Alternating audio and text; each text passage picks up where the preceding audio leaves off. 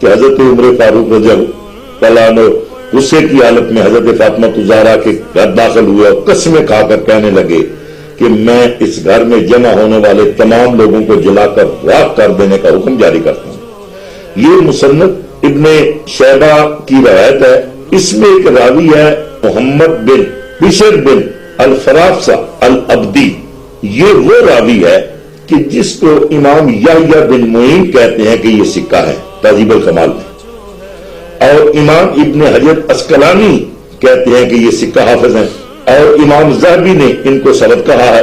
اسی طرح امام ابن حشام نے ان کو الثقات میں شمار کیا ہے، اور ابن حبان نے ان کو ثقات میں شمار کیا ہے۔ یہ سکہ ہیں اور کثیر الحدیث ہیں۔ تہذیب و تہذیب میں بہت سی ایسی کتب ہیں جن میں یہ روایت موجود ہے۔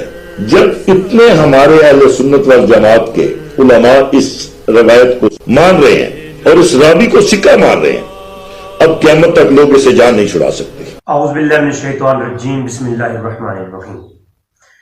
ناظرین، کچھ دوستوں کے حکم سے اور کچھ علماء کی جو ہے ان کا بھی حکم ہوا کہ ایک موضوع پر ایک ویڈیو مجھے سینڈ کی گئی اور کہا گیا کہ اس پر آپ مدلدل گفتگو کریں۔ میں اس پہ ریسرچ کرتا رہا اور آج انشاءاللہ تعالیٰ آپ کے سامنے ایک تحقیقی گفتگو ہوگی الحمدللہ۔ اور میں یہ دعویٰ تو نہیں کرتا کہ شاید روئے کائنات میں آپ نے پہلے کہیں اس طرح کی مدلدل ایک جگہ پہ جامعہ، علماء نے کتابوں میں الگ الگ لکھا ہے، لیکن اس طرح کی جامعہ گفتگو اس موضوع پر، اس عنوان پر آپ کو شاید ہی کہیں ملے۔ یہ دعوت میں نہیں کرتا، لیکن میں یہ ضرور کہوں گا کہ انشاءاللہ تعالیٰ آپ کو نظر آئے گا کہ اس موضوع پر کتنی محنت کی گئی ہے۔ اور تیسری بات میں یہاں یہ کرنا چاہوں گا کہ میرا ایک الگ سے ایک شعار ہے، میری آپ 600 سے زیادہ ویڈیو آپ دیکھیں یوٹیوب پر موجود ہیں، کسی پر کوئی تنقید نہیں کرنی، کسی کے خلاف میں نہیں بولتا، حتیٰ کہ میں نے سب کو ایک پلیٹ فارم، میں جو ہے کچھ عرصہ ایک تنظیم کا حصہ رہا، اتحاد بین المسلمین، جس کا مشن یہ تھا کہ ہم نے تمام مسلمانوں کو ایک پلیٹ فارم پہ جمع کرنا ہے۔ لہذا میرا یہ موقف ہے کہ میں عوام الناس میں، چاہے وہ اہل تشیع ہوں، چاہے وہ اہل دیوبند ہوں، کسی بھی مسلک کے ہوں، میں ان کو مسلمان سمجھتا ہوں، ان کو میں کافر نہیں کہتا۔ اور اس پر میں کافی دلیل دے چکا ہوں، کافی میں اس پر آلریڈی کلام بھی کر چکا ہوں۔ رہے علماء تو علماء کے درمیان علمی اختلاف ہے، اور وہ علمی طور پر جب سامنے آتے ہیں تو پھر ان کے اوپر تکفیر بھی کی جاتی ہے، تفسیق بھی کی جاتی ہے۔ اب عوام الناس کو علم نہیں ہوتا۔ اب جو ویڈیو مجھے سینڈ کی گئی، آپ یقین جانیے وہ بابا جی جو بیان کر رہے ہیں، پتہ نہیں بابا جی نے کہیں پڑھا بھی ہے کہ نہیں پڑھا، وہ اپنی جانشینی کو سنبھالیں تو میرے خیال میں بہت اچھی بات ہے۔ انہوں نے ایک ایسے معاملے کو اٹھا کر سامنے رکھ کر کے پھر جو ہے نا شان آل بیت اور ان کے گھرانے کی شان بیان کرنا شروع کر دی۔ بھائی جو موضوع آپ نے شروع کیا ہے اس پہ گفتگو کریں، یا پھر صرف شان آل بیت ایک الگ موضوع ہے۔ میرے اس پہ آلریڈی الحمدللہ قرآن و حدیث سے محرم کے اندر کئی کلپ اپلوڈ ہو چکے ہیں، شان امام حسن و حسین پر، شان مولا علی کرم اللہ وجہ الکریم پر، اور دیگر آل بیت و اطہار کے متعلق۔ لیکن وہ الگ موضوع ہے، جو موضوع اٹھایا گیا اس کو ٹچ کر کے بابا جی نے بس کہہ دیا جی اس کا ایک راوی ہے وہ صحیح سکہ ہے، فلاں فلاں نے کہہ دیا، لہذا وہ روایت مستند ہے، آپ جان نہیں چھڑا سکتے۔ اب اصول یہ ہے کہ میں آج خصوصاً ان بھائیوں سے جو یہ عمر فاروق رضی اللہ تعالیٰ پہ اعتراض کرتے ہیں، ان سے مؤدبانہ گزارش کروں گا کہ انصاف پسندی کے ساتھ اور عدل کے ساتھ اور علمی نکتہ اور علمی جو ہے فہم کے ساتھ آپ یہ گفتگو سنیں، اس کے بعد پھر آپ کو اعتراض کریں تو الحمدللہ ہم جواب دیں گے۔ علماء عزیز شام اور خصوصاً اہل تشیع میرے بہت ہی پیارے بھائی جناب حضرت علامہ نثار نقوی صاحب، آپ نے مجھے حکم دیا تھا کہ آپ اس پہ ہمارے رد میں کچھ کہیں، تو میں نے کہا ضرور انشاءاللہ تعالیٰ میں اس پہ بھی بات کروں گا۔ اور پہلے بھی میں نے کئی چیزیں لکھ کے دیں، الحمدللہ انہوں نے تسلیم کی، اور مجھے اچھا لگتا ہے جب کوئی علمی بات وہ تسلیم کرنے والا شخص ہو۔ تو آج بھی آپ کے سامنے میں اس موضوع پہ بات کروں گا کہ عمر فاروق رضی اللہ تعالیٰ عنہ پہ ایک جھوٹا اور مکذوبہ واقعہ، اور میں اہل تشیع حضرات کی کتابوں سے ہی بات کروں گا الحمدللہ، کیونکہ میرا مقصد سب کو ایک کٹھا کرنا ہے، اور خصوصاً خلفائے راشدین پر۔ اور میرا یہ بھی دعویٰ ہے کہ سروئے کائنات میں کسی مسلک کا کوئی شخص اپنی کتابوں میں آج سے 400 سال سے پہلے کسی کتابوں میں بھی کسی نے بھی خلفائے راشدین پر تنقید نہیں کی. اور آپ حیران ہوں گے اہل سنت اور اہل تشیع کے یہاں یہ متفقہ فیصلہ رہا کہ آپ خلفائے راشدین کی وہ توہین نہیں کرتے تھے بلکہ ان کا ادب و احترام کرتے تھے. فقط اتنا مسئلہ تھا کہ وہ حضرت علی رضی اللہ تعالیٰ عنہ کو جو اہل تشیع حضرات ہیں وہ افضل سمجھتے ہیں اور ابو بکر صدیق کو اہل سنت سمجھتے ہیں. بس یہ بعد کے معاملات ہیں. اور یہ جو واقعات کھڑے گئے کہ جیسے کہ ایک مغزوبہ واقعہ جس پہ آج ہم گفتگو کریں گے اور جرح و تعدیل سے جو ہر روایت کی سند ہوتی ہے، میں تھوڑا سا یہ بتا دوں کیونکہ کچھ ایسے حضرات نے مجھے حکم دیا تھا جو یہ علم نہیں جانتے، ان کے لیے تھوڑا سا میں بیسک بتا دوں. جو کوئی راوی یا کوئی روایت ہمیں ملتی ہے کتابوں میں تو ہم اس کی سند دیکھتے ہوتی ہیں. سند وہ چین ہوتی ہے، وہ جگہ وہ چیز ہوتی ہے، وہ ایک واسطہ ذریعہ ہوتا ہے کہ جو کسی راوی کی بات کو اس کے جو ہے نا مکمل جو ہے نا واقعی تک کی نشاندہی کرتی ہے. جیسا کہ میں کہوں کہ ایک روایت ہے، اب امام مالک جو ہے وہ کہتے ہیں میں نے سنا نافع سے، اور نافع کہتے ہیں میں نے سنا عبداللہ ابن عمر سے، اور عبداللہ ابن عمر کہتے ہیں میں نے سنا حضور اکرم صلی اللہ علیہ وسلم سے. اب یہ ایک چین ہے، حضور اکرم صلی اللہ علیہ وسلم نے بات کہی، عبداللہ ابن عمر نے حضور سے سن لی، پھر عبداللہ ابن عمر نے آگے نافع کو یہ بات بتائی، اور نافع نے آگے جو ہے امام مالک کو یہ بات بتائی، اور امام مالک نے اپنی کتاب میں لکھ دی. اس کو کہتے ہیں سند. اور ہر واقعے میں تمام امت مسلمہ کے پاس یہ متفقہ اصول ہے، چاہے وہ اہل تشیع حضرات ہوں، چاہے وہ اہل سنت حضرات ہوں، کوئی بھی ہوں، یہ متفقہ فیصلہ ہے کہ جب کوئی روایت ہمیں پہنچتی ہے تو ہم اس کی سند پہلے دیکھتے ہوتے ہیں. کیونکہ یہ فتنہ عثمان غنی رضی اللہ تعالیٰ عنہ کی وفات کے بعد، آپ کی شہادت کے فوراً بعد کھڑا ہوا اور جھوٹی روایات گھڑنا لوگوں نے شروع کر دی، جیسا کہ مقدمہ مسلم شریف کے اندر موجود ہے. پہلے لوگ سند نہیں پوچھتے تھے کہ بھائی تم نے یہ بات کہاں سے سنی ہے، لیکن عثمان غنی کی شہادت کے بعد لوگ پوچھتے تھے بھائی تم جو حدیث بیان کر رہے ہو کس سے سنی؟ وہ کہتا ہے کہ میں نے ابو سعید خدری سے سنی. ابو سعید خدری سے پوچھتی بھائی تم نے کہاں سے سنی؟ وہ کہتے ہیں کہ میں نے حضور سے سنی.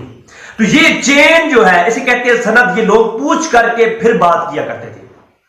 تو وہ ایک مغزوبہ واقعہ جس کو میں بیان پورا نہیں کرتا، یہ میری غیرت ایمانی ہرگز گوارا نہیں کرتی کہ میں وہ پورا واقعہ بیان کروں، فقط میں ٹچ دے دیتا ہوں. ایک واقعہ جو ہے اکثر مجلسوں میں بہت زور شور سے پیش کر کے عوام الناس کو جذبات اور رونے کا ایک ماحول اور ایک افسانی رنگ بنایا جاتا ہے. وہ واقعہ یوں ہے کہ عمر فاروق رضی اللہ تعالیٰ عنہ آپ نے دھمکی دی پہلے کہ میں آپ ابو بکر صدیق کی، یہ سن 11 ہجری کا واقعہ بتایا جاتا ہے کہ انہوں نے کہا کہ ابو بکر صدیق کی بیعت کر لو، اور اگر بیعت نہیں کرتے تو میں آپ کے گھرانے کو، اما فاطمہ الزہرا سلام اللہ علیہ کے گھرانے کو میں جلا کر راکھ کر دوں گا اور لکڑیاں اکٹھی کر لوں گا. تو وہ لکڑیاں اکٹھی کی اور کہتے ہیں کہ میں جلا کر راکھ کر دوں گا. اور پھر بعد میں یہ تہمت اس انتہا تک پہنچی کہ کچھ لوگ گئے اور جا کر کے انہیں لکڑیاں اکٹھی کی اور پھر آگ لگا دی، حتیٰ کہ ایک بہت بھاری اور وزنی دروازہ تھا، اس وزنی دروازے کو دھکا دیا اور وہ اما فاطمہ کو جو ہے نا وہ وزنی دروازہ لگا، اور جو ہے وہ ان کے وطن میں ایک محسن نام کہ جو ہے وہ ایک بیٹا تھا جس کا اسقاط ہو گیا، اور نعوذ باللہ پھر یہی معاملہ آپ کی جو ہے وہ شہادت کا باعث بنا. اب مسئلہ یہ ہے، یہ واقعہ اس پر متفق ہے تمام مسالک کہ یہ سب سے پہلے یہ کس کتاب میں لکھا گیا اور اس کی فنی حیثیت کیا ہے اس میں بات کروں گا. لیکن پہلے ایک عقلی بات میں کرنا چاہتا ہوں. مجھے بتائیں، بنو ہاشم کی ایک عورت کے گھر میں حملہ ہوتا ہے اور حضرت علی جنہیں شیر خدا کہتے ہیں، جن کے سامنے بڑے بڑے لوگ جو ہے نا وہ پست ہو گئے، خیبر کو جس نے اکھاڑ ڈالا، بڑے وزنی دروازے جس نے جو ہے نا ہلا ڈالے، اتنی پاور رکھنے والا حضرت علی رضی اللہ تعالیٰ عنہ شخص وہ بھی موجود ہے، اور آپ کے گھر پہ حملہ ہوتا ہے اور آپ خاموش رہتے ہیں، کوئی رد و بدل نہیں ہوتا. بنو ہاشم میں اس طرح کی کوئی جو ہے ہلچل نہیں مچتی، کوئی ایسی جنگ نہیں ہوتی. بات سمجھ آ رہی ہے نا؟ وہ حضرت علی رضی اللہ تعالیٰ عنہ کے عثمان غنی کی قاتلین کو بچانے کے لیے، صرف وہ قاتلین تھے نہیں، فقط الزام تھا ان پہ، اور وہ حق کے لوگ تھے، اور کچھ لوگوں کو بچانے کے لیے صفین میں جاتے ہیں اور جو ہے جمل میں جاتے ہیں، لیکن گھر میں حملہ ہوتا ہے اور خاموش رہتے ہیں. یہ کیسے ہو سکتا ہے؟ پہلی بات یہ، اور یہ گستاخی ہے اس طرح کی یہ بات پیش کرنا. یہ میں پہلے بیان کر رہا ہوں کہ یہ گستاخی ہے. کیوں؟ یہ اماں فاطمہ زہرا سلام اللہ علیہا کی گستاخی ہے کہ آپ کی اس طرح آپ پر ہاتھ ڈالا گیا اور کسی نے جو ہے وہ آگے سے رسپانس نہیں دیا. اور بنو ہاشم میں اتنے جلیل قدر لوگ موجود تھے، اس کے بعد کتنے اہل بیت سے محبت کرنے والے لوگ موجود تھے، کسی ایک نے بھی یار وہاں سے کوئی رسپانس نہیں دیا. گھر میں آگ جلتی رہی، تماشے ہوتے رہے. نعوذ باللہ من ذالک. تو یہ جو ہے اس طرح کی گفتگو ہوتی ہے. تو آؤ چلتے ہیں تحقیق کی طرف، ذرا دیکھتے ہیں کہ یہ سب سے پہلے یہ مکذوبہ واقعہ، جھوٹا واقعہ کس کتاب میں لکھا گیا. اس روئے کائنات میں اگر میں کوئی ایک بات بھی ابھی غلط کروں یا کہیں ایسی کوئی بات ہو جس کی دلیل نہ ہو تو پھر مجھے میری اصلاح کی جائے اور بتایا جائے کہ یہ جو بات آپ نے کی ہے یہ نہیں ہے. میں یہ کہہ رہا ہوں کہ اس روئے کائنات میں سب سے پہلے یہ واقعہ جس کتاب میں لکھا گیا، میں ساتھ میں دکھاؤں گا بھی، آپ کو نظر آ رہی ہوگی اسکرین پر انشاءاللہ ساری کتابیں. سب سے پہلے اس اسلام کی تاریخ میں یہ واقعہ آج 650 سال پہلے ایک شخص کی کتاب چھپی جس کا نام تھا سلیم بن قیس العمری الہلالی. یہ اس کی کتاب پہ صفحہ 365 پر لکھا گیا، اور اس کتاب کے دو نام مشہور ہوئے، ایک کا سقیفہ اور ایک کتاب سلیم بن قیس. یہ کتاب کے دو نام ہیں، ایک کا السقیفہ کے نام سے مشہور ہوئی یہی کتاب، اور اس کا دوسرا نام کتاب سلیم بن قیس کے نام سے مشہور ہوئی. اور اہل تشیع کے ہاں بھی یہ متفقہ بات ہے کہ سب سے پہلے یہ واقعہ سلیم بن قیس کی کتاب السقیفہ میں جو ہے نا یہ آیا. یہ کتاب کس کی تھی؟ سلیم بن قیس کی تھی العمری الہلالی. اور اس کو تباہ کیا دو شخصوں نے. دو روایات ملتی ہیں، میں جو یہ حوالے دوں گا یہ سارے اہل تشیع علماء کی کتابوں کے دوں گا. میں اہل سنت کے حوالے نہیں دے رہا اس لیے کہ اگر ان کے دوں تو شاید کوئی اہل تشیع بھائی کہے گا جناب یہ پتہ نہیں آپ نے دیے ہیں تو ہمیں نہیں مانتے. تو میں اپنے بھائیوں کی، عوام الناس کی بات کر رہا ہوں. عوام الناس شیعہ بھائیوں کی برگاہ میں ملتمس ہوں. اور میں جب اہل تشیع کو بھائی کہتا ہوں بعض علماء مجھ پہ غصہ ہوتے ہیں، میں کہ نہیں یار محبت پھیلانی ہے، جھگڑا لڑائی نہیں کرنی، ہم نے حق کی بات سامنے رکھنی ہے. اور عدل پسند لوگ اس کی انشاءاللہ اس کی تسلیم کرتے ہیں، لیکن جو لوگ متعصب قسم کے ہوتے ہیں پھر وہ اس چیز طرف نہیں آتے، وہ شور و غل کو پسند کرتے ہیں. بڑی بڑی وہ سٹیجوں میں کھڑے ہو کر ایک ویلا کرانا اور لوگوں کو رلانا اور ایک افسانے گھڑنا، یہ صرف اور یہ ملائیت ہے. اس کا علم سے کوئی تعلق نہیں ہوتا، یہ فن خطابت ہوتا ہے، بس اپنی محفل کو گرم کرنے کا ماحول ہوتا ہے، بس اس کا علم سے تعلق نہیں ہوتا. اور جو علمی لوگ بات کرنے والے ہیں وہ سمجھ جائیں گے. اس کتاب کو سلیم بن قیس کی کتاب کو جو ہے سب سے پہلے دو لوگوں نے مرتب کیا، اور یہ کتاب خود سلیم بن قیس نے اکٹھی نہیں کی. آپ کے شاگرد جو تھے آپ نے ان کی روایات کو، جو سلیم بن قیس کی روایات کو مرویات ہے ان کو اکٹھا کیا. جیسا کہ میں آپ کو مثال دیتا ہوں کہ امام ابو حنیفہ کی اپنی کوئی کتاب نہیں ہے، لیکن ہمارے پاس مسند امام اعظم موجود ہے، ہمارے پاس ہدایہ موجود ہے. تو ہاں وہ ہوا کیا کہ امام اعظم ابو حنیفہ نے جو باتیں کی ہیں آپ کے شاگردوں نے سنی ہے، بعد میں کتابی شکل ان کو دے دی ہے. اسی طرح سلیم بن قیس کی اپنی کوئی کتاب نہیں ہے، انہوں نے ان کے شاگرد جو آگے تھے دو، انہوں نے اس کو مرتب کیا اور جمع کیا. ایک کا نام ہے کتاب، اس کو محمد بن باقر الانصاری نے تباہ کیا. پہلی روایت یہ جو ہے اہل تشیع کے اپنے علماء کی قول کے مطابق، میں آگے جا کے اہل تشیع کتابوں کی حوالہ جات دوں گا اور دکھاؤں گا انشاءاللہ تعالی، فی الحال میں بیسک سمجھا رہا ہوں. تو اس کتاب سلیم بن قیس کی کتاب کو السقیفہ کو سب سے پہلا جو اس کو مرتب کیا گیا نام ملتا ہے محمد بن باقر الانصاری نے کیا. اور بعض اہل تشیع کہتے ہیں نہیں، اس کو دوسرے اس کے شاگرد تھے حبان بن ابی عیاش، اس نے مرتب کیا. حبان بن ابی عیاش اہل تشیع کی، میں نے رات کو کئی کتابیں میں دیکھتا رہا ان کے اندر حبان بن ابی عیاش کے جو ہے نا وہ حوالے لگی ہوئی ہیں. اور اب اس اہل سنت کی تاریخ میں بھی اور اہل تشیع کی تاریخ میں بھی کسی نے یہ واقعہ پہلے نہیں لکھا تھا. سب سے پہلے واقعہ اس کتاب کے اندر جو ہے حبان بن ابی عیاش نے جو ہے نا اپنے استاد جو ہے نا سلیم بن قیس العامری سے نقل کیا. اور اس واقعے کے اوپر اب سلیم بن قیس کہتا ہے کہ میں اس وقت عبداللہ ابن عباس کے گھر میں موجود تھا.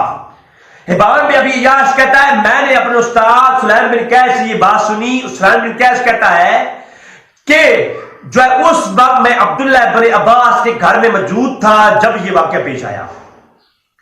اور اس گھر میں بیٹھے ہوا تھا اور کچھ شیعان علی میرے ساتھ بیٹھے تھے اور بیر سے شور مچ گیا. ہم بیر نکلے تو کیا دیکھا کہ عمر فاروق لشکر لے کے اما فاطمہ گھر جا رہے ہیں جلانے کے لیے. نعوذ باللہ من ذالک. اب سلیم بن قیس العامری الہلالی کی جو یہ کتاب ہے سقیفہ، اور اس کو کتاب سلیم بن قیس بھی کہا جاتا ہے، اس کی جو پہلی فصل ہے، آپ شک آج نیٹ کا دور ہے، میں نے رات کو ایران کی ایک ویب سائٹ سے اس کو ڈاؤن لوڈ کیا، کیونکہ یہ پاکستان میں تو جو ہے اس کے تراجم ملتے ہیں لیکن مختصر ملتی ہیں. اوریجنل کتاب آپ کو ایران کی ایک ویب سائٹ ہے خمینی.books.com پہ آپ جائیں تو آپ کو مل جائے گی. تو وہاں سے میں اس پوری کتاب کو ڈاؤن لوڈ کیا اور اس کی پہلا باب جو ہے، اس کا پہلا باب وہ اس عنوان سے ہے کہ قرآن کریم جو آپ کے پاس موجود ہے یہ نہیں ہے، یہ بدل چکا ہے. اب چونکہ اس میں تحریف قرآن کا پہلا باب قائم کیا گیا کہ قرآن کریم میں چینجنگ ہو چکی ہیں، تعریفات ہو چکی ہیں، تو جب یہ باب قائم کیا تو کچھ شیعہ علماء ہی شک میں پڑ گئے اس کتاب کے بارے میں، اور اس کتاب کے بارے میں شک میں پڑ گئے اور آپس میں گفتگو کی کہ یہ کتاب کیسی ہے، کیونکہ اہل تشیع علماء جو تھے ان میں یہ مسئلہ نہیں تھا. اور آج دن تک جو اصل علماء اہل تشیع ہیں ان میں یہ مسئلے نہیں ہیں، وہ ان کو نہیں مانتے. اور اس وقت کے علماء بھی شک میں پڑ گئے کہ یار یہ بات آئی کہاں سے ہے، اس کی سند کیسے. لہذا سب سے پہلا حوالہ نوٹ کریں، علامہ مظہر الحلی، بہت بڑے اہل تشیع کے عالم، ان کی کتاب رجال حلی اور اس کا صفحہ 200. انشاءاللہ میں آپ کو سکیل لگا دوں گا، ویڈیو کے اندر نظر آئیں گے انشاءاللہ ساری باتیں. تو وہ اس اپنی رجال حلی کے اندر علامہ حلی لکھتے ہیں صفحہ 200 پہ کہ حبان بن ابی عیاش نے اس کو مرتب کیا، یہ السقیفہ جو کتاب ہے اس کو مرتب کیا، اور سلیم بن قیس کا یہ خود کو شاگرد بتاتا ہے. یعنی حبان بن ابی عیاش یہ ہمیں کہتا ہے کہ یہ شاگرد ہے کس کا؟ سلیم بن قیس کا. اور سلیم بن قیس کی ساری روایات اس نے جمع کی ہیں اپنی سند کے ساتھ، یعنی اپنے استاد سلیم بن قیس سے جو باتیں سنی ہیں اس نے اس کے اندر جمع کی ہیں. قیاس جو ہے آگے لکھتے ہیں علامہ حلی رجال حلی کے صفحہ 200 پر کہتے ہیں کہ حبان بن ابی عیاش ضعیف اور بہت ہی زیادہ ضعیف شخص ہے. اور آگے لکھتا ہے کہ اور ہمارے علماء شیعہ اس کتاب سلیم بن قیس کو ان سے منسوب کرنا موضوع اور منقرض قرار دیتے ہیں. آپ خود اندازہ کریں کہ جس واقعے کو جو ہے یہ اتنا اچھل کود کے پیش کیا جاتا ہے اور نعوذ باللہ من ذالک جو ہے وہ خلفائے راشدین کی جو ہے وہ کردار کشی کی جاتی ہے.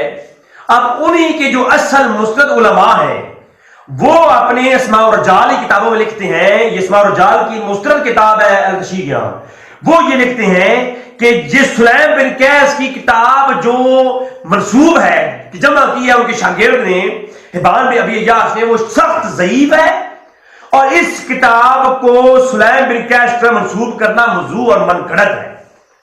بھائی اس کی کوئی دلیل نہیں ہے کہ یہ ان کا شاگرد بھی تھا کہ نہیں تھا، اور یہ کتاب سلیم بن قیس کی طرح منسوب ہے، انہوں نے یہ باتیں کی بھی ہیں کہ نہیں کی. میں آپ کو 4 سندوں سے 4 سند سے 4 طرق سے اسی واقعے میں بات کروں گا. یہ پہلا طرق بتا رہا ہوں کتاب کے حوالے سے، پھر روایات پر بات کریں گے، اور الحمدللہ ساری اہل تشیع کی گفتگو میں کروں گا. جو اہل تشیع اہل علم ہے الحمدللہ وہ اس بات کو تسلیم کریں گے. اب اگلی بات میں آپ کو پیش کروں، دوسرا حوالہ محمد بن علی اہل تشیع کے بہت ہی بڑے عالم گزرے ہیں. محمد بن علی اردبیلی، جامع اور رواد ان کی کتاب، اس کی جلد نمبر 1 اور صفحہ نمبر 9، یہ اہل تشیع کے ہاں بہت بڑی کتاب ہے. اس کے اندر اسی کے بارے میں لکھتے ہیں کہ یہ ضعیف حبان بن ابی عیاش ہے. یہ راوی جو ہے ابان بن ابی عیاش یہ کہتے ہیں سخت ضعیف ہے. کیا ہے؟ سخت قسم کا ضعیف راوی ہے. اور اس کی بات کی طرف ہرگز توجہ نہ کریں. اس کی بات کی طرف ہرگز توجہ نہ کریں اور نہ اس کی مرویات پر توجہ کریں. یہ کون لکھ رہا ہے؟ محمد بن علی اردبیلی، جامع الروات جلد نمبر 1 صفحہ 9 پر. تو علامہ اردبیلی نے جامع الروات کے اندر بھی کہہ دیا کہ یہ مستند کتاب نہیں ہے اور اس کی روایات بھی مستند نہیں ہے، اس کو بھی بڑی توجہ نہ کرو. مجھے بتاؤ یہ 300 سال کے بعد ایک کتاب لکھی جاتی ہے جس کا نام کتاب سلیم بن قیس ہے السقیفہ. تو اس کتاب کے اندر واقعہ آتا ہے. یہ واقعہ امام جعفر صادق نے کیوں نہیں بیان کیا؟ اس سے پہلے کسی شیعہ سنی کتاب کے اندر یہ کیوں واقعہ نہیں آیا؟ اس کو کسی صحابی، کسی اہل بیت اطہار میں سے کسی نے کیوں نہیں روایت کیا اس واقعے کو؟ ایک سوال پیدا ہوتا ہے. اور اگر وہ ساری آپ کہتے ہیں کہ یہ جو علماء ہے یہ آپ کے علماء ہیں، یہ تشیع علماء ہیں، ان کو اگر آپ سچا مانتے ہو تو پھر مان لو کہ یہ کہہ رہے ہیں کہ وہ جھوٹا واقعہ ہے، گھڑا ہوا ہے، اس کتاب میں کوئی حیثیت نہیں ہے جس کے اندر یہ لکھا گیا ہے. اب یہ اس باقی کو اگر لکھا ہوا ہے وہاں پر، ٹھیک ہے، تو ماننا پڑے گا کہ یہ جھوٹا ہے. اگر جھوٹا نہیں مانتے تو پھر کہہ دو کہ تم سچے ہو اور تمہارے ان علماء جھوٹے ہیں جنہوں نے اس باقی کو جھوٹا قرار دیا ہے. تو آگے ریفرنس سنیں. علامہ مامکانی التشیق یہاں بہت بڑے فن رجال کے عالم، آپ کو کتاب کا ٹائٹل نظر آ رہا ہوگا، تنقیح المقال جلد نمبر 2 صفحہ 25 پہ لکھتے ہیں یقول اصحابنا الشیعہ وعلماء الشیعہ ان سلیمان لم یعرف ویشک فی اصل وجودہ. فرمایا کہ یقول اصحابنا الشیعہ، شیعہ تمام لوگ یہ کہتے ہیں، اس وقت کی شیعہ کی بات کر رہا ہوں، یہ آج کل کے ڈسکور والا نہیں، اس وقت کی. یقول اصحابنا الشیعہ، شیعوں کا اپنا امام کہہ رہا ہے علامہ ممکانی کہ جو شیعہ لوگ ہیں وہ یہ کہتے ہیں وہ علماء و شیعہ، اور شیعہ علماء بھی یہ کہتے ہیں. یعنی اصل جو شیعہ علماء تھے ان کا نظریہ دیکھیں. وہ کہتے ہیں ان سلیمان لم یعرف ویشک فی اصل وجودہ، کہ ہم سارے علماء اس شک میں ہیں کہ یہ سلیم بن قیس نام کا کوئی شخص تھا بھی یہ نہیں. فرمایا سلیمان لم یعرف، ہم جانتے نہیں ہیں کہ کوئی یہ جو ہے اس نام کا شخص ہے بھی کہ نہیں. اور مزے کی بات سنیں آپ، اسماء و رجال کی بڑی بڑی کتب میں اس کا صحیح طریقے سے نام نہیں ملتا، یہ مجہول ملتا ہے. اور کہا اگر ہے بھی تو فرمایا ہم اس کو جانتے نہیں ہیں یہ کون ہے، یہ سکہ راوی بھی تھا کہ نہیں. اور اگلی بات کہی وَيُشَكَّ فِي أَصْلِ وَجُودِهِ، فرمایا ہم شک میں ہیں یہ شخص تھا بھی یا نہیں. ہم جانتے نہیں ہیں کہ یہ شخص اس کے نام کا کوئی شخص ہے بھی یا نہیں. یہ کون کہہ رہا ہے؟ یقول اصحاب الشیعہ وعلماء الشیعہ، کتاب بھی شیعہ حضرات کی اور بات بھی انہی کی. لہذا اس پر شیعہ اور سنی علماء متفق ہیں کہ یہ باتیں جھوٹی اور مکذوب ہیں. اور یہ کہتے ہیں کہ اس کا ذکر نہیں ملتا، اور اس کی یہ کتاب والکتاب المنسوب الیہ مدعو قطعا، فرمایا یہ کتاب جو اس کی طرف منسوب ہے سلیم بن قیس کی طرف، یہ الیہ مدعو قطعا یہ من گھڑت ہے. یہ کیا ہے؟ من گھڑت اور موضوع ہے. تو یہ کتاب کس کی؟ علامہ مامکانی کی، آپ کو اسکرین پر نظر آ رہی ہوگی. اور اس کے بعد میں اور وہ ریفرنس دینے لگا ہوں جس کے سامنے تشیع سر جھکا لیتے ہیں. وہ ہے الشیخ مجدد مجتہد المفید، شیخ مفید. آپ تشیع بڑی بڑی کتابیں آپ کو انہوں نے لکھی ہیں، آپ کو ملتی رہتی ہیں. میں کوشش کروں گا کہ جن علماء کے ریفرنس دے رہا ہوں ان کی اور کتب کی بھی آپ کو اسکین دکھا دوں تاکہ تشیع سمجھ جائے کہ یہ ہمارے بہت معتبر عالم ہیں. اب یہ لوگ پڑھتے نہیں ہیں، پر ایسے آ کے نا وہ ہنگامہ آرائی کر کے چلے جاتے ہیں اور جو ہے صحابہ کرام کے خلاف لوگوں کو تبرہ کرانے کے لیے. حالانکہ جو علماء اصل ہے تشیع جو کتابیں لکھ گئے ہیں وہ جانتے ہیں ان حقیقتوں کو. شیخ مفید تمحیح الاعتقاد الامامیہ ان کی کتاب، اور یہ اسکین آپ کو نظر آ رہا ہوگا. اس اردو ترجمہ پاکستان میں مل جاتا ہے، بڑی معتبر کتاب ہے، پاکستان میں مل جاتی ہے آپ کو اردو ترجمہ. اکثر کتابیں جو ایران سے ملتی ہیں یہاں ہیں ہی نہیں. خمینی کی کئی کتابیں ہیں، لیکن مزے کی بات یہ کتاب آپ کو پاکستان سے اردو ترجمہ مل جائے گا آپ کو. اور میں آپ کو جو اسکین دکھا رہا ہوں نا یہ اردو ترجمہ ہے, آسانی سے مل جائے گا.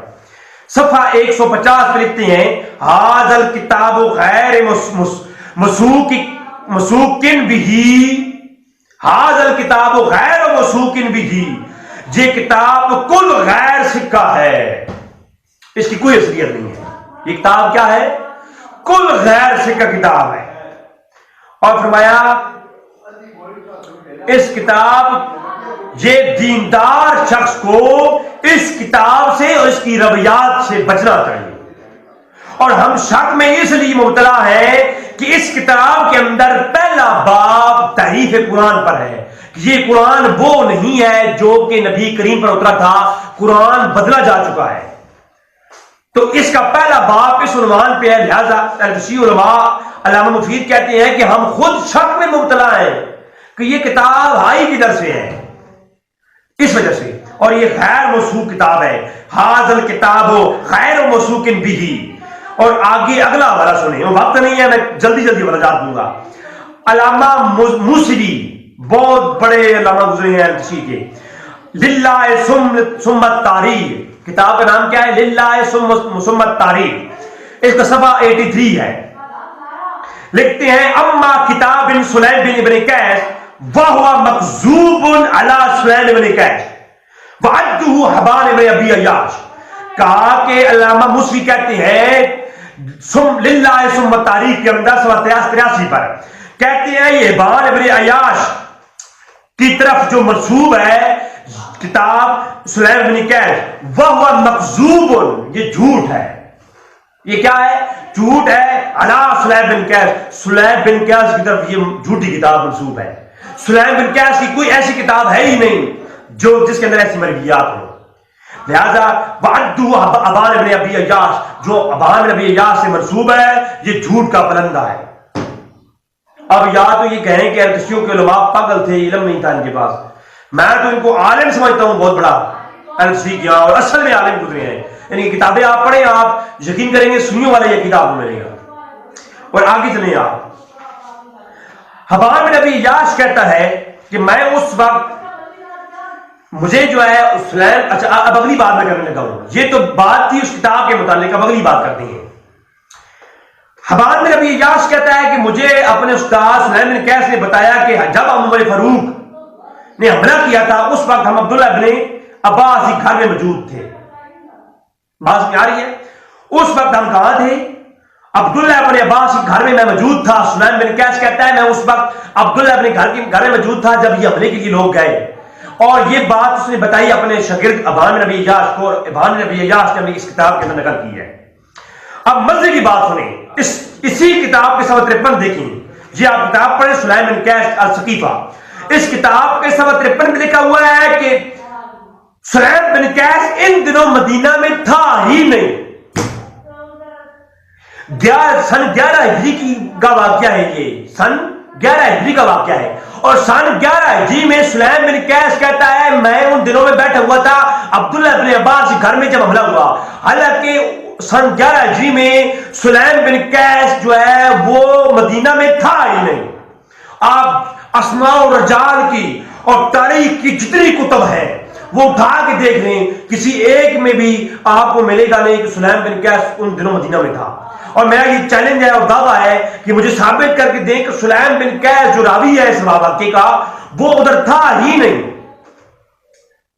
لہذا یہ جو ہے کیا کہتے ہیں جو ہے پہلا معاملہ ہے جو کہ آپ سامنے میں نے پیش کیا. اور جو اس کتاب کی تحقیق اور تخریج کی محمد باقر انصاری نے, جو شیعہ کا بہت بڑا عالم گزرا ہے اور شیعہ مانتے ہیں, اس نے کہا کتاب بن سلیم بن قیس کے صفحہ 53 میں صاف کہہ دیا, کہا کہ جی یہ واقعہ میں پتہ نہیں اس کو کس نے بتایا. وہ کہتا ہے یہ سلیم بن قیس کہتا ہے میں وہاں تھا, حالانکہ ان دنوں وہ وہاں ہی تھا ہی نہیں. پتہ نہیں کس جھوٹے نے ان کو یہ واقعہ بتا دیا اور انہوں نے ہمیں بتا دیا اور ہم نے آگے نقل کر دیا. اسی کتاب میں موجود ہے. اللہ اکبر.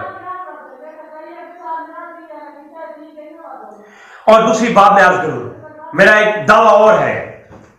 میں تمام میرے تشیع اور خصوصاً بابا جی سے جو ان کی ویڈیو تھی ان سے ہاتھ جوڑ کے عرض کر رہا ہوں, مجھے دنیا کی کسی کتاب و اسماء و رجال میں اٹھا کے دیکھ لیں، شیعہ کی ہوں، سنیہ کی ہوں، کسی کی بھی ہوں، کسی کی کتاب کے اندر جہاں اسماء و رجال میں عبداللہ ابن عباس کے تلامذہ اور شاگردوں کے نام لکھے ہوئے ہیں. میں جو بات کر رہا ہوں سننا ذرا. جب کوئی ہم راوی ڈھونڈتے ہیں نا، سکا راوی، تو ہم دیکھتے ہیں کہ فلاں کی برگاہ میں کون کون بیٹھتا تھا، کون کون ان کا شاگرد ہے، کون نہیں. تو وہ کہتے ہیں کہ میں عبداللہ بن عباس کے گھر میں موجود تھا. سلیم بن کیس کہتا ہے حالانکہ جتنی روح کائنات میں کتابیں ہیں جو ہے نا اسماء و رجال کی، ان کے اندر عبداللہ بن عباس کے شاگردوں میں اور ان کے تلامذہ میں کوئی ایک نام بھی سلیم بن کیس ملتا ہی نہیں ہے کہ کوئی سلیم بن کیس ان کی محفل میں بیٹھتا تھا یا نہیں بیٹھتا تھا. لہذا ان کی عبداللہ بن عباس کی مجلس میں کوئی بھی سلیم بن کیس نامی شخص بیٹھتا بھی تھا کہ نہیں، اس کا کوئی ذکر ملتا ہی نہیں ہے. یا نہ ہی ان کے شاگردوں میں، نہ ہی ان سے سماع کرنے والوں میں، نہ ہی ان سے کوئی جناب والا ان کے تلامذہ میں کوئی بھی نام سلیم بن کیس نہیں ملتا، بلکہ ان کا سماع ہی ان سے جو ہے نا وہ نہیں ہے، موجود نہیں ہے. ان سے سنا بھی سلیم بن کیس عبداللہ بن عباس سے کوئی سماع ہی موجود نہیں ہے. جو جس شخص کا عبداللہ بن عباس برگاہ میں بیٹھنا ہی ثابت نہیں، اس بندے کا کیسے ہم مانیں کہ وہ جو ہے یہ ایک بات پیش کر رہا ہے. اب اگلی کتاب تہذیب و تہذیب، یہ فن رجال بھی لکھی جانے والی ہے، سنت کے ہاں بھی بہت معتبر اور تشریف مانتے ہیں. تہذیب و تہذیب کے اندر جلد نمبر 197 اور 101 تک، صفحہ 101 تک یہی بحث کہتے ہیں کہ یہ ایک اجماع ہے، اس پر اجماع ہے کہ حبان بن ابی عیاش متروک الحدیث ہے اور تہمت ہے اس پر کذاب کی، یہ جھوٹا ہے، اس پر تہمت ہے. اور طویل مدت سے امام احمد بن حنبل کہتے ہیں کہ ہم نے اس سے حدیث لینا چھوڑ دی ہے کیونکہ یہ جھوٹا ہے اور جھوٹ سے ہم حدیث نہیں لیتے. لہذا حبان بن ابی عیاش جو ہے جس نے یہ واقعہ کتاب میں گھڑا ہے اور سلیم بن کیس سے بتاتا ہے، لہذا وہ کون ہے؟ وہ جھوٹ ہے اور وہ جھوٹ بولتا تھا اور ہم اس سے حدیث نہیں لیتے. طویل مدت سے حدیث لینا ترک کر دی ہے. اگلی بات علامہ امام الاکبر علامہ محمد حسین آل کاشف، بہت بڑے تشیع کے عالم جسے امام اکبر کہتے ہیں، علامہ محمد حسین آل کاشف، وہ جنت المأوا میں لکھتے ہیں اپنی کتاب کے اندر اسی روایت پر بحث کرتے ہوئے کہتے ہیں سارا واقعہ لکھ کر کہتے ہیں کہ اس واقعے کو کسی مسلمان کا وجدان مان ہی نہیں سکتا، قبول ہی نہیں کرتا، کسی مسلمان ایسی واقعی قبول نہیں کرتا. ایسے واقعے کا ہونا یہ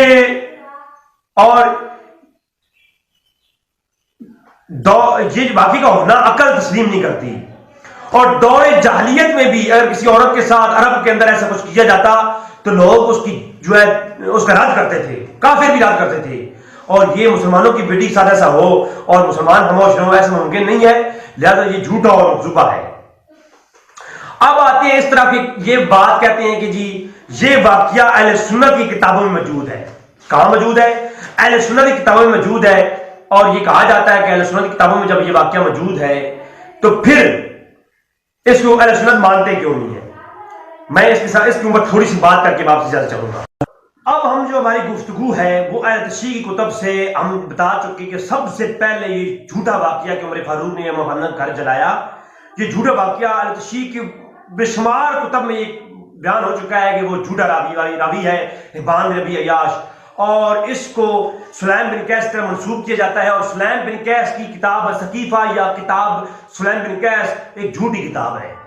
یہ اہل تشیع کی بحث تھی. اب اعتراض یہ ہوتا ہے کہ اہل سنت کی کتابوں میں بھی موجود ہے. جی اہل سنت کی کتابوں میں بھی موجود ہے یہ واقعہ. جب کوئی واقعہ اہل تشیع کے ہاں ہو یا اہل سنت کی ہاں ہو، وہ کہیں گھڑا جائے یا کہیں پیش کیا جائے، اس کی سند موجود ہو چاہے وہ جھوٹی سند ہو، تو محدثین یہ کرتے ہوتے ہیں کہ اس کو لکھ لیا کرتے ہیں. بعد میں لوگ اس پہ تحقیق کرتے ہیں کہ وہ سند صحیح سے ہے یا ضعیف سے ہے، اس کی حیثیت کیا ہے. تو آؤ چلتے ہیں ذرا اہل سنت کی کتابوں کی طرف. یہ واقعہ کہاں کا موجود ہے؟ اہل سنت کی بے شمار کتب کے اندر موجود ہے. میں چند ایک آپ کے سامنے پیش کرتا ہوں. سب سے پہلے کتاب تاریخ کبیر جناب امام بخاری کی، امام بخاری کتاب تاریخ کبیر کے اندر یہ واقعہ موجود ہے، جلد نمبر 7 387. اور دوسری جو اس کی بات ہے وہ ہے علامہ بلازری نے اس کو روایت کیا ہے. اب یہ علامہ بلازری کی کتاب ہے میرے سامنے، انصاب الاشراف. یہ انصاب الاشراف جو کتاب ہے علامہ بلازری کی، علامہ احمد بن یحییٰ امام بلازری، آپ نے اس کو اپنی کتاب کے جز نمبر 1 جلد نمبر 586 پہ نقل کیا ہے. تو یہ کہتے ہیں کہ بلازری کہتے ہیں ان سلمہ بن محارب، کہ میں نے سلمہ بن محارب سے سنا. وہ آگے کہتے ہیں ہم نے سلمان التیمی سے سنا، سلمان تیمی. وہ کہتے ہیں سلمہ بن محارب کہتے ہیں میں نے سلمان التیمی سے سنا، اور وہ آگے ابن عون کا نام لیتے ہیں، اور وہ آگے کہتے ہیں کہ جو ہے کہ ابو بکر نے بھیجا عمر فاروق کو، اور پھر آگے سارا واقعہ بیان کرتے ہیں. اور عمر فاروق نے دھمکی دی. ان روایات کے اندر دھمکی کا ذکر ہے. اہل سنت کتاب کے اندر جتنی بھی روایات ہیں ان میں گھر جلانے کا ذکر نہیں ہے، دھمکی کا ذکر ہے کہ میں گھر جلا دوں گا. تو اس گھر جلانے والی جو پہلی دھمکی اہل سنت کی کتاب میں ملتی ہے وہ انصاب الاشرف علامہ بلازری نے اس کو روایت کیا. اب ذرا غور کریں کہ اس کی 2-3 سندیں ہیں. پہلی سند ہے ان بلازری کہتے ہیں المدینی ان مسلم بن محارب ان سلمان تیمی، اور اسی کتاب کے اندر دوسری سند کے ساتھ امام بلازری کہتے ہیں کہ روایت میں نے سنی المدینی ان مسلم بن محارب ان ابن عون ان بلازری، جو میں نے ابھی پڑھی ہے. تو یہ دونوں سندیں موجود ہیں. المدینی شیخ ہیں بلازری کے. مدینی کے جو استاد تھے نا بلازری کے جو استاد تھے وہ المدینی تھے. جس طرح وہ ابن حبان بن ابی عیاش جو کہتا ہے نا کہ میں شاگرد ہوں سلیم بن قیس کا، اسی طرح یہ شاگرد ہے بلازری المدینی کے. تو المدینی نے ان کو بات بتائی اور بلازری نے نقل کی. تو اس کا مرکزی جو راوی ہے مسلم بن محارب ہے، اس کے درمیان میں راوی ہے مسلم بن محارب. اب بابا جی تو کہہ رہے تھے جی وہ فلانا بڑا بشیر بن فلان جو ہے وہ راوی جو ہے وہ آگے اس پہ میں بات کرتا ہوں، ان کو علماء نے کہا ہے کہ وہ ثقہ راوی ہے. بھائی یہاں پر اس سند کے اندر بھی جو ہے مدینی کو جو ہے وہ ثقہ کہتے ہیں لوگ، لیکن ساری ایک بندے کو نہیں دیکھا جائے گا، ساری سند کو دیکھا جائے گا نا. تو اس سند میں مسلم بن محارب ہے جو کہ مرکزی راوی ہے. اور کتب فن رجال میں کھلی بات کر رہا ہوں، جس کو شوق ہو جا کے تحقیق کر لے. کتب فن رجال میں ثقہ راویوں میں اس کا نام ہی نہیں ملتا. جو ثقہ راوی ہیں سچے راویوں میں معتبر راویوں میں اس کا نام ہی نہیں ملتا. اور اس کا نام ادب کی کتابوں میں ملتا ہے. مسلم بن محارب کا نام، مسلمہ بن محارب کا نام ادب کی کتابوں میں ملتا ہے، حدیث کی کتابوں میں نہیں ملتا. اور یہ مجہول راوی ہے. ٹھیک ہے، یہ پہلی بات، سند کا پہلا جواب. ان دونوں اسناد میں ابن عون سے ہو یا ابن جو ہے سلیمان التیمی سے ہو، دونوں کے اندر مسلمہ بن محارب روایت کرتے ہیں ان سے، دونوں سے یہ ثقہ راوی نہیں ہے، لہذا یہ روایت اپنی منقطع روایت ہے. اور دوسری بات سنیں وہ کیسے. بلازری پیدا ہوا 180 ہجری میں، جس نے اپنی کتاب میں یہ واقعہ سن کے لکھا اپنے استاد مدینی سے. وہ پیدا ہوا 180 میں اور وفات ہوئی 279 ہجری میں. اور سلمان التیمی کی ولادت ہوئی 73 ہجری میں اور وفات ہوئی 143 ہجری میں. اور علامہ بلازری کی اور علامہ سلمان تیمی کے درمیان میں 37 سال کا فرق ہے. یعنی 37 سال بعد بلازری پیدا ہوا علامہ امام التیمی کے بعد. لہذا یہ روایت منقطع ہے. علامہ بلازری نے نہ امام التیمی سے سنا نہ ان کے پاس بیٹھے. لہذا جس بندے کے پاس ایک بندے کے گزر جانے سے 37 سال بعد ایک شخص جو پیدا ہو رہا ہے، کیسے وہ کہہ رہا ہے کہ فلاں بندے نے یہ بات کہی ہے؟ درمیان میں کس نے ان کو بتایا کیا ہوا، کیا کیا ہوا؟ 37 سال کا فرق۔ لہذا یہ روایت علوم حدیث کے اعتبار سے منقطع روایت ہے، اور منقطع روایت جھوٹی ہوتی ہے، منکذوب ہوتی ہے، موضوع ہوتی ہے۔ اور سلمان التیمی پیدا ہوا 73 ہجری میں، اور یہ واقعہ کب پیش آیا؟ جب یہ واقعہ بتایا جاتا ہے نا، یہ جھوٹا واقعہ کہ عمر فاروق نے گھر چلایا، یہ سن 11 ہجری کا ہے، جب ابو بکر کی بیعت ہو رہی تھی نا، یہ اس سال کا واقعہ ہے، اور ابو بکر کی بیعت 11 ہجری کو ہوئی، لہذا سن 11 ہجری میں واقعہ پیش آیا، اور سلمان التیمی اس واقعے کو بیان کرتے ہیں۔ درمیان میں 73 سال بلکہ کئی سالوں کا فرق، 53 سال کا فرق، اور درمیان میں کوئی سند ہی نہیں ہے۔ یہ سخت سند، منتقی اور ضعیف سند ہے۔ موضوع پتہ نہیں کس نے بیان کیا، 73 سال یہ واقعہ کون آگے چلاتا رہا، کسی کا نام ہی نہیں ہے۔ 73 سال کے بعد سن 11 ہجری میں واقعہ ہوا، اور سن 73 ہجری میں پیدا ہوا سلمان التیمی۔ پھر پیدا تو ہوتے ہی تو بیان نہیں کر دیا نا، پیدا ہوا، پھر جوان ہوا، پھر کسی سے سنا تو پھر آگے بیان کیا۔ لہذا صرف 73 سال نہیں بنتے، 100 سال سے ادھر واقعہ بنتا ہے، 100 سال تقریباً۔ یہ بعد میں واقعہ کسی نے پیش کیا، پہلے کسی نے بیان نہیں کیا یہ واقعہ کدھر سے ہوا، کیا ہوا۔ لہذا یہ عمر فاروق اور ابو بکر صدیق کے دور کے بعد 100 سال کے بعد ابن تیمی، سلمان ابن تیمی جو ہے وہ بیان کرتے ہیں، جو کہ پتہ ہی نہیں ان کا پتہ ان کے کیسے سنا ہے انہوں نے۔ پھر یہ واقعہ تاریخ طبری میں اندر موجود ہے، کنز العمال کے اندر موجود ہے، اور جو ہے علامہ زیبی نے بھی اس کے مطابق بات کی، دیگر جو ہے نا کتابوں میں یہ روایت موجود ہے۔ اور ہاں، مصنف ابن ابی شیبہ کا حوالہ پیش کر رہے تھے جناب بابا جی صاحب، تو اس پر تھوڑی سی بات کر لیتے ہیں۔ مصنف ابن ابی شیبہ کی روایات پر مختلف حکم ہے۔ پہلا حکم یہ ہے کہ یہ روایت شاذ ہے، خبر واحد ہے، کسی اور راوی نے اس کو بیان نہیں کیا، روایت شاذ ہے، اور روایت شاذ ضعیف روایت کی قسم میں سے ہوتی ہے، اور اسے موضوع اور منگرد قرار دیتے ہوتے ہیں۔ اور دوسرا حکم یہ مرسل روایت ہے، توجہ ہے۔ تو میں آپ کے سامنے پیش کروں، اس روایت کے اندر ایک راوی ہے جو کہ وہ نام لے رہے تھے بابا جی صاحب، اس کے اوپر ایک راوی ہے ابن حمید الرازی، اور آپ حیران ہوں گے کتنی جھوٹ کا پلندہ۔ تاریخ طبری کے اندر یہ روایت موجود ہے، آپ کو نظر آ رہی ہوگی، حدثنا حمید ابن حمید۔ کتنا بڑا دھوکہ ہے نا، یہ راوی نے ابن حمید لکھ دیا، یہ ابن حمید کہتے ہیں۔ یار یہ ابن حمید تو اب نام سرچ کرو تو ہزاروں نکل آتے ہیں، کوئی سکہ بھی ہوئی ہے، کوئی جھوٹے بھی ہوئی ہے۔